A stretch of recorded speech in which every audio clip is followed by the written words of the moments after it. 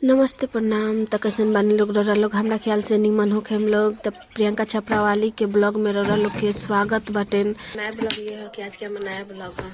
त ई बारे हमार ननकी बेटा जौन की पेटकुनिया होके खेला तारन कंघी लेके ही खेला तारन।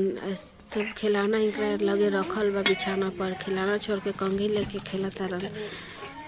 एगो बेटा हमारे सुतल बारन जौन की रौरा लोग के देखावत तनी अपन नींद मारत तारन, कबे से सुतल बारन। इनका टाइमे हटे साझ बेरा सूते के, तो शाम हो गइल बाटे। तो हम लेके आ गइल बानी पिछुती अपन लड़का के जौन की कंघी ले के चल आइल बारन। जौन की देख सकत तनी मोबाइल पे इनकर ज्यादा नजर पड़ेला, देखत तारन मोबाइल में। और हे गाड़ी में बैठा देले बानी खेले खातिर इनका के। इनकर गाड़ी किनार बाटे चले आला जौन की खेला तारन।